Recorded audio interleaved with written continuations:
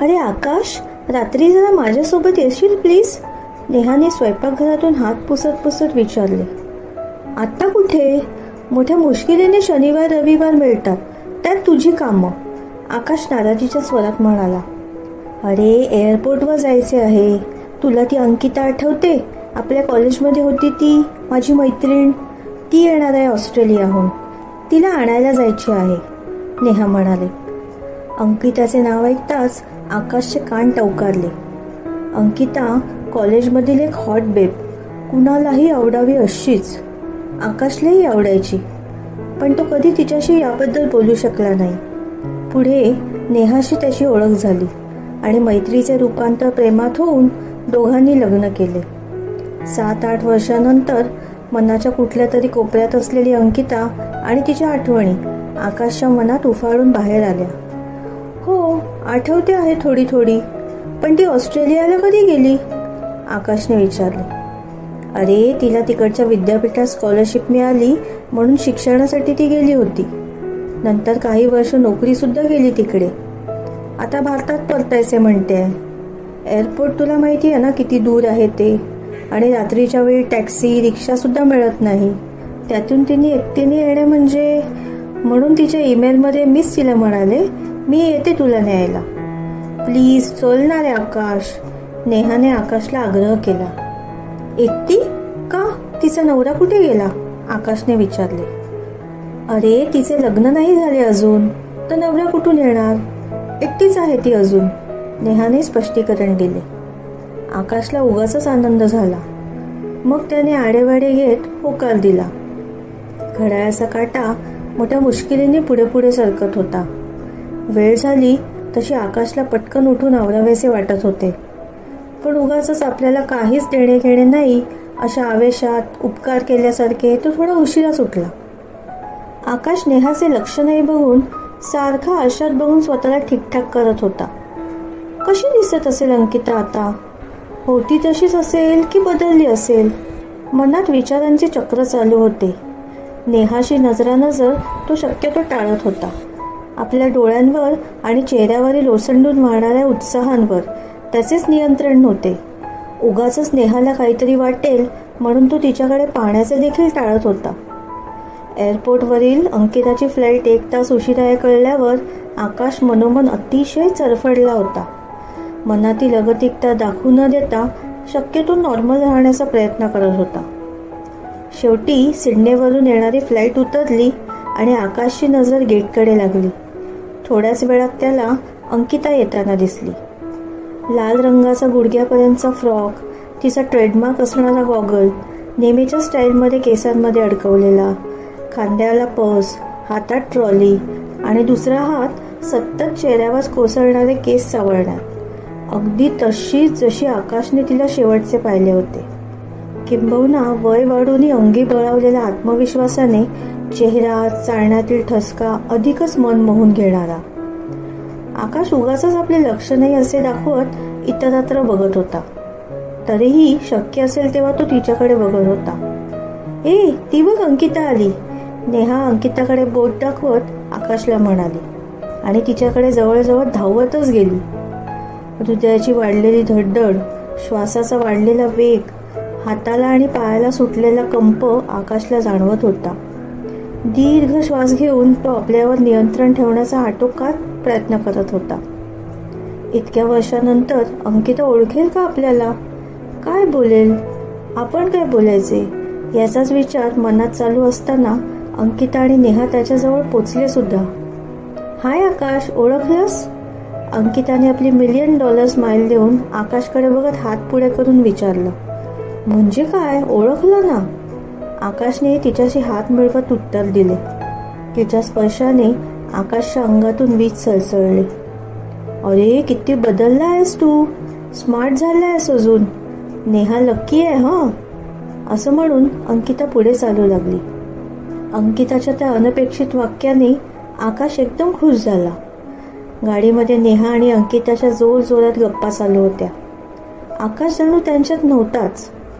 तोही आपले लक्ष नाही असेच दाखवत होता, परंतु त्याचे पूर्ण लक्ष त्यांच्याच बोलण्याकडे होते. मधूनच तो आरशातून अंकिताला निहाळत होता. एका बेसावत क्षणी अचानक आरशात त्याची आणि अंकिताची नजरानजर झाली. तसा तो चपापला. मग मात्र त्यांनी त्यांच्याकडे दुर्लक्षच केले. रात्री बिछाण्यावर पडल्या पडल्या आकाश अंकिताबद्दलच विचार करत होता. नेहा स्वयंपाकघरातून आवरून बेडरूममध्ये आली. आवरून झाल्यावर ती आकाशच्या शेजारी पांघरुणात शिरली आणि त्याला बिलगली. आकाशने तिच्या विनंतीला मान देऊन तिच्यासोबत आला म्हणून नेहा बिचारी खुश होती. त्याला इतक्या वेळानंतर प्रथमच नेहाची जाणीव झाली. काय करतो आहेस आकाश तू? तुझ्या लग्नाला 4 वर्ष होऊन गेली. नेहा तुझी बायको आहे आणि तू परस्त्रीचा विचार करतो आहेस? शोभते काय तुला? अरे कोण कुठली अंकिता? किती वेळा बोलला आहेस तू तिच्याशी कॉलेजमध्ये? सगळे कॉलेज तिला फ्लर्ट म्हणून ओळखायचे. तिच्यासाठी तुला बायकोचा विसर पडला. शेम शेम. आकाशला स्वतःच्याच कृत्याची लाज वाटली. मग मोठ्या कष्टाने अंकिताला मनातून तात्पुरते का होईना त्याने दूर केले आणि दिवा घालवून तो नेहाला जवळ घेऊन झोपी गेला. कसं असतं ना, असं म्हणतात की नवऱ्याच्या मनात काही पाप असेल तर बायकोला कळू नये म्हणून तो तिच्याशी जास्तीच प्रेमाने वागतो.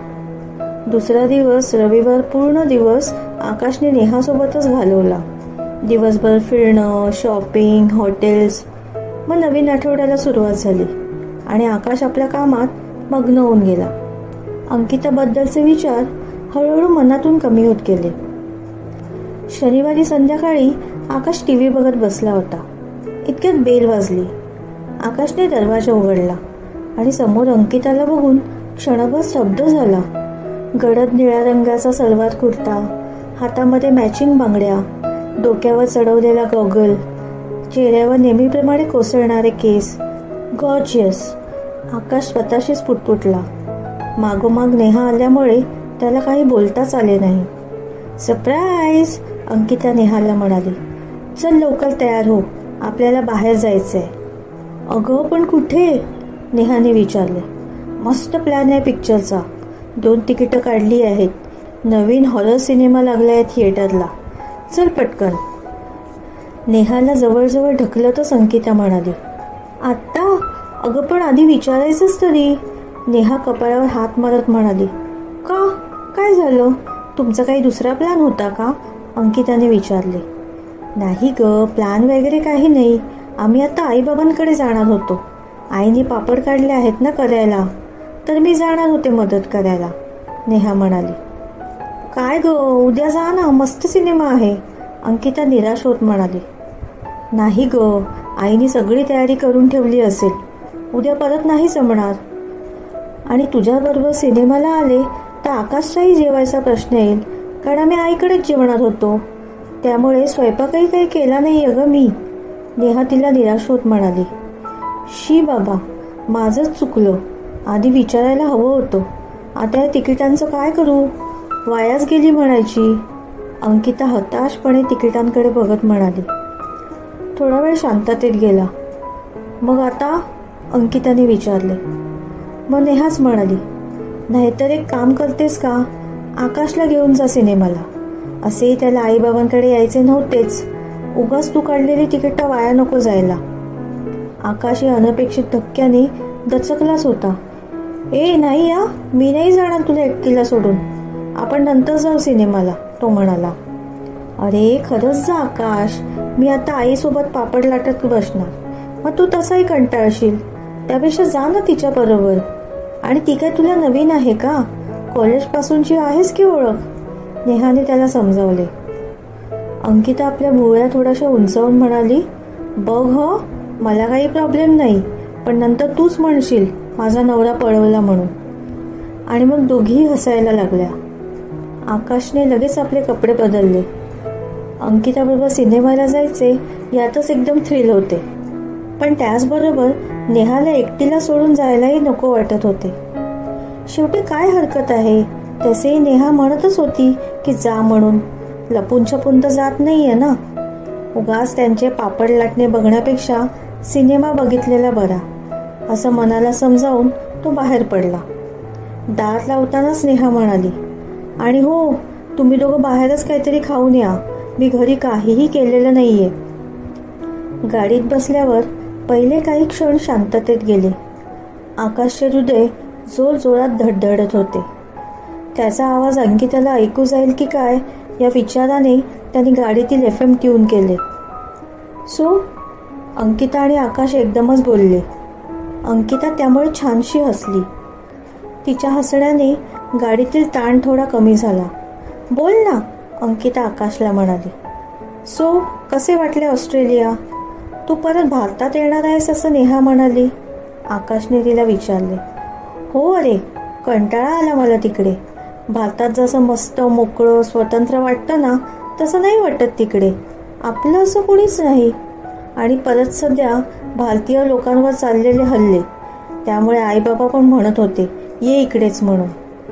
मला काहीतरी कारणच हवं होते इथे यायला, अंकिता बोलता बोलता वाऱ्याने उडणारे केस सावरत म्हणाली. पुढील काही वेळ ऑस्ट्रेलिया, तेथील विद्यापीठ, नोकरीचा अनुभव यावरच अंकिता बोलत होती आणि आकाश ऐकत होता. मग आता भारतात येऊन लग्न करण्याचा विचार असेल नाही का? नेहा म्हणाली. तू अजून लग्न केलं नाहीयेस? आश्चर्य आहे. बाकी तू अजिबात बदलली नाहीयेस, होती तशीच आहेस, आकाश तिला म्हणाला. नाही रे, अजून मनासारखा मिळालाच नाही कुणी बघ. शेवटी सगळे नेहासारखे थोडेच लकी असतात.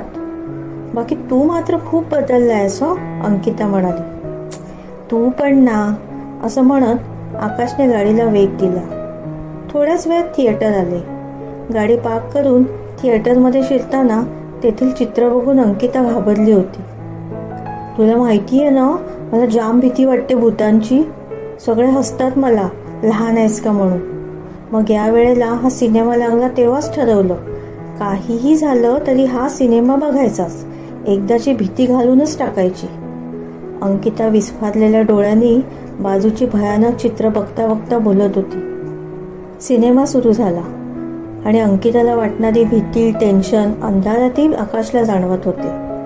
खुर्चीला घट्ट पकडून अंकिता ताठ बसली होती.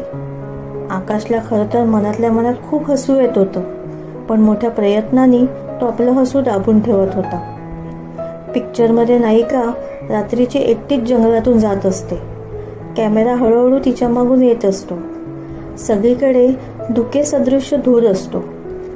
नायिका घाबरलेली असते, तरीही पुढे पुढे जात असते. कुठल्याही क्षणी कुठून तरी कोणीतरी येईल अशी वेळ आलेली असते. अचानक आकाश त्याच्या हाताला झालेल्या स्पर्शाने दचकला. अंकिताने त्याच्या खुर्चीवर ठेवलेला तळहात घट्ट पकडला होता. आकाशने तिच्याकडे बघितले. अंकिता अजूनही डोळे मोठे करून पडद्याकडे बघत होती. तिच्या चेहऱ्यावर पसरलेली भीती आकाशला स्पष्ट दिसत होती. कॅमेरा नायिकेच्या जवळजवळ जात होता तसतशी अंकिताच्या हाताची आकाशच्या हातावरील पकड घट्ट होत होती आणि अचानक पडद्यावर भूताची एंट्री झाली. त्याबरोबर अंकिताने डोळे घट्ट मिटून घेतले आणि मान आकाशच्या खांद्यावर झुकवली. तिच्या त्या दाट कोमल केसांचा स्पर्श, हातावरील तिची पकड आणि दंडावरील तिच्या गरम उच्छवासाने आकाशच्या अंगावर रोमांच उभे राहिले. थिएटरमधील थंडगार एसीमध्येही तिच्या गरम हाताचा स्पर्श आकाशला जाणवत होता. पडद्यावरील तो सीन संपल्यावर अंकिता बाजूला झाली. सॉरी हं, आपले केस सावरत अंकिता हलकेच आकाशला म्हणाली. कसला भयानक आहे हा सिनेमा, मी नाही बघू शकत अजून. प्लीज आपण बाहेर जायचे का, प्लीज. ओके, असं म्हणून आकाश उठला. मागोमाग अंकिताही उठली आणि दोघेजण थिएटरच्या बाहेर पडले. अंकिता अजूनही टेन्स दिसत होती. मग आकाशच म्हणाला, चल कॉफी पिऊयात, तुला बरं वाटेल. दोघांकडे तसा भरपूर वेळ होता. कॉफी शॉपमध्ये अंकितानेच ऑर्डर दिली. 2 लाटे प्लीज. आकाशने आश्चर्याने विचारले, तुला माहित आहे का मला लाटे आवडते? अंकिता म्हणाली, अरे म्हणजे काय, कॉलेजमध्ये नाही का एकदा आपण नवीन कॅफे सुरू झाले होते तेव्हा गेलो होतो, तेव्हाही तू हीच घेतली होती कॉफी आणि म्हणाला पण होतास तुझी फेवरेट आहे म्हणून. असेल, पण त्याला झाली आता 6-7 वर्ष. आकाश मनोमन आपली आवड अंकिताच्या लक्षात आहे ऐकून सुखावला होता. A lot can happen over coffee. बाहेर लिहिलेल्या वाक्याकडे बोट दाखवत अंकिता म्हणाली, खरंच किती साधे पण तितकेच परिणामकारक वाक्य आहे नाही. कॉफी पीत पीत आकाश म्हणाला, बरं ते जाऊ देत. काय ग, कॉलेजमध्ये तुझ्या मागे तो सुजित होता, त्याचं काय झालं पुढे? नंतर काहीच कॉन्टॅक्ट नाही ना? आकाशने विचारले. नाही रे, मला तो नीटचा आठवत सुद्धा नाही. आणि तोच काय, कितीतरी जण माझ्या मागे होते, अगदी तू सुद्धा. हो ना? अंकिता आकाशच्या डोळ्यात खोलवर पाहत म्हणाली. ए चल, काही तसं काही नव्हते. आणि आपण असं कितीसं भेटलो होतो कॉलेजमध्ये. आकाश तिची नजर चुकवत म्हणाला. अरे सांग रे, डोंट वरी, नेहाला नाही सांगणार मी, खरं सांग, अंकिता गमतीने म्हणाली. नाही ग, तसं काही नव्हते. आकाश प्रयत्नपूर्वक आपल्या म्हणण्यावर ठाम राहत म्हणाला. बरं बाबा, ठीक आहे. अंकिताने आपली हार मानली. आकाशने तिच्या डोळ्यात एक वेगळीच चमक पाहिली होती. ती ज्या क्षणासाठी आली आणि परत निघून गेली. नंतर दोघांनी खूप गप्पा मारल्या. विषय एक असा कुठलाही नव्हता. खरं कारण होतं ते म्हणजे दोघंही एकमेकांची कंपनी एन्जॉय करत होते. मग त्याने एकत्रच जेवण घेतले. घरी परतत असताना अंकिता वाकून वाकून गाडीचा स्पीडोमीटर बघत होती. शेवटी आकाशने न राहून विचारले, काय झालं ग? अरे स्पोर्ट्स कार आहे ना तुझी, मग असा 40-50च्या वेगाने काय गाडी चालवत आहेस? जरा चालव ना वेगाने. का मी चालवू? तिने विचारले. मग आकाशने गाडीला तुफान वेग दिला. बऱ्याच दिवसांनी त्यांनी त्याची लाडकी कार अशी पळवली होती. नाहीतर नेहा असताना तिचं नेहमी तुणतुण असायचं, गाडी हळू चालव, गाडी हळू चालव. किती फरक आहे दोघींच्यात. आकाशच्या मनात विचार चमकून गेला. आकाशने अंकिताला तिच्या घरी सोडले आणि तो त्याच्या घरी परतला. खूप मस्त संध्याकाळ गेली होती त्याची. घरी आला तेव्हा नेहा नुकतीच आली होती. नेहमीप्रमाणे तिची स्वयंपाकघरात काहीतरी खुडबुड चालू होती. आकाशला बघताच ती म्हणाली, अरे बरं झालंस तू आलास. अरे या गॅस हबला बघ ना काय झालंय ते, सुरूच होत नाहीये. आत्ताच तर आणला ना आपण. उद्या सकाळीच जाऊन आपण दुकानात आणूया दाखवून. वॉरंटीमध्ये आहे ना, तो करून देईल. आकाश चांगली संध्याकाळ घालवून परतला होता. घरी आल्या आल्या नेहाची कटकट आता त्याला नकोशी झाली. काय वैताग आहे हिचा, काय अवतार केला हिनी, स्वतःशीच तो बोलत होता. नकळत त्याचे मन नेहा आणि अंकिताला कंपेअर करत होतो. अर्थात त्याचे झुकते माप अंकिताच्याच बाजूला होते. त्यांनी कपडे बदलले आणि बेडवर बसणार एवढ्यात त्याचा मोबाईल वाजला. Thanks a lot for a wonderful evening I will cherish for my life. अंकिताचाच मेसेज होता. मेसेज वाचून त्याच्या चेहऱ्यावर एक हास्य उमटले. मेसेज ठेवावा की काढून टाकावा या विचाराने त्याची थोडी चलबिचल झाली आणि शेवटी त्यांनी मेसेज डिलीट करून टाकला. दुसऱ्या दिवशी ऑफिसला जाण्यासाठी आकाश गाडीत बसला. कालचा अंकिताने लावलेला परफ्यूमचा सुगंध अजूनही त्याच्या गाडीत दरवळत होता. काहीतरी जादू होती त्या सुवासामध्ये. मन वेडं करणारा तो सुगंध आकाशलाही वेडं करत होता. त्याला असं वाटत होतं की तडक अंकिताकडे जावं आणि तिला आपल्या बाहुपाशात घ्यावे.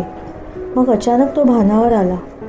अंकितासाठी असणारी मनाची ओढ त्याला जाणवत होती, पण त्याचवेळी नेहाची आठवण त्याला मागे खेचत होती. मनाची ओढाताण त्याला असह्य करत होती. दिवसभराचे काम कसे तरी संपवून तो घरी निघणार एवढ्यात त्याचा मोबाईल वाजला.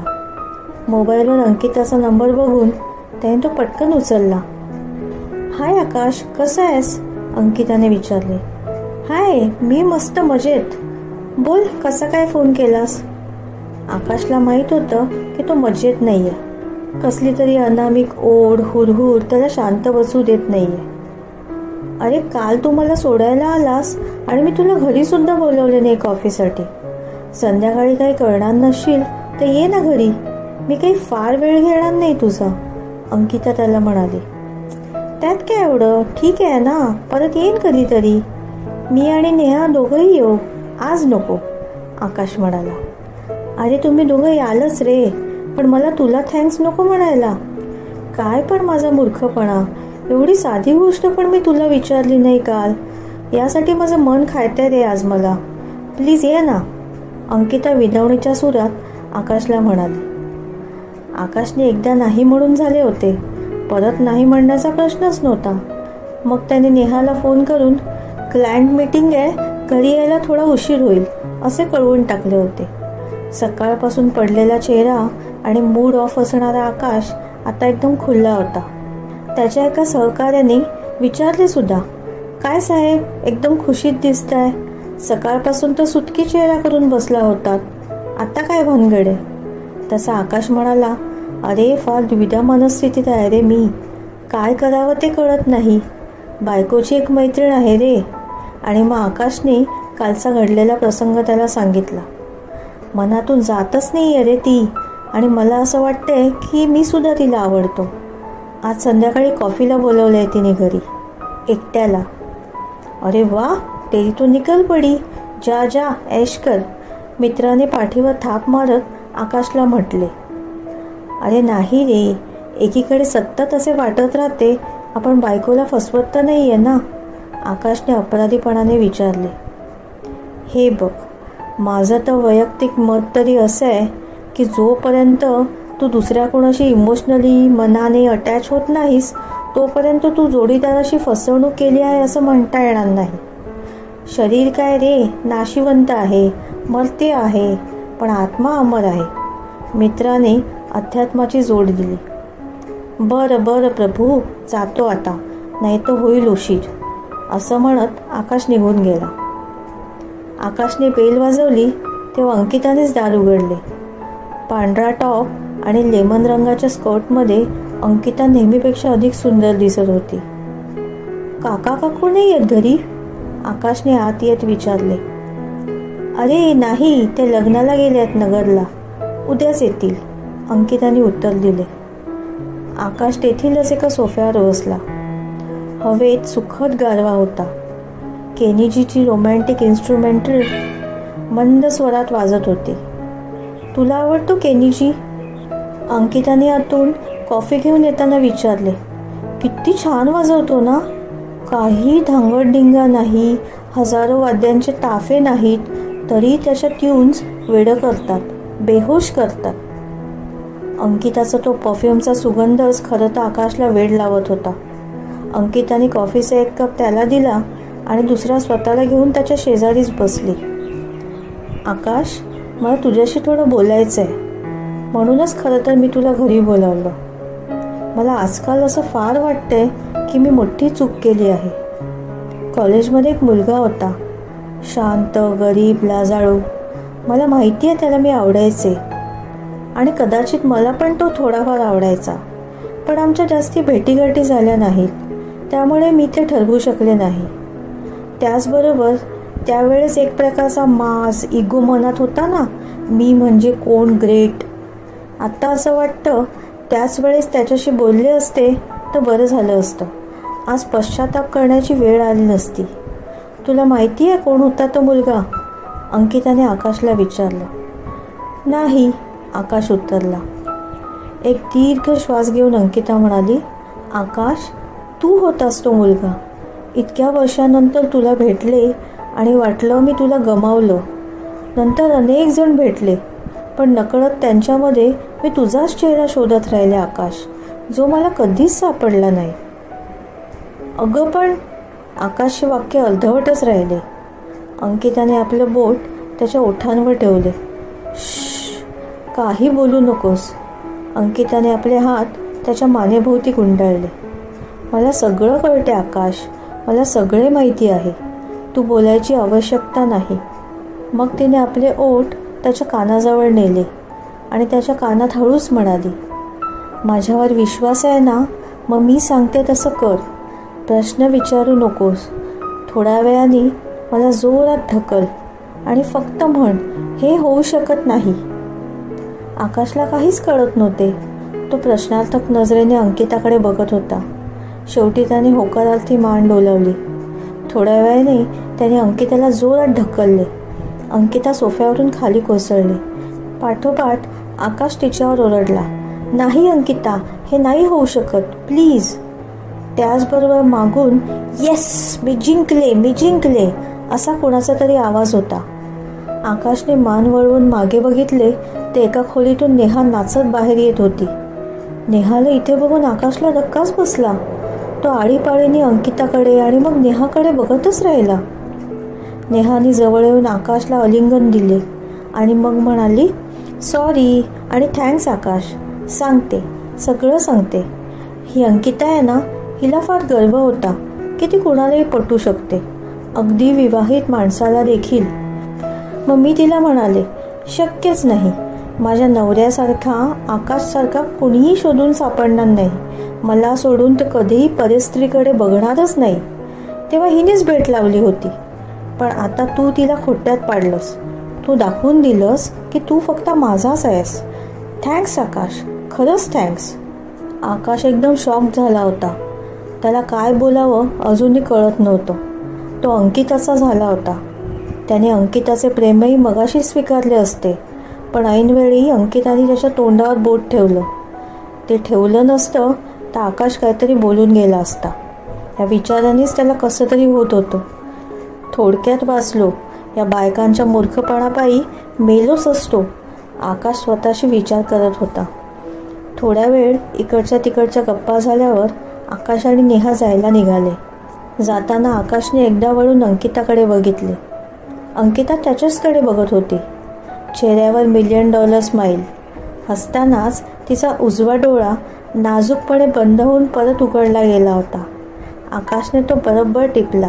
यालाच मराठीत डोळा मारणं असं म्हणतात. आकाशने मनाशी विचार केला, नेहासाठी हे सर्व एक नाटक असेल, पण अंकितासाठी हे नाटक तर नक्कीच नव्हते. नाहीतर जिंकण्यासाठी तिने माझ्याकडून मगाशी वधवून घेतले नसते की येस आय लव्ह हर. पण तिने तसे केले नाही. तिला तसे होऊ द्यायचेच नव्हते. हे नक्कीच नाटक नव्हते. I know Ankita loves me, she is mine, she is my extra marital affair. असा विचार करत आकाश स्वतःशीच खिन्नपणे हसला.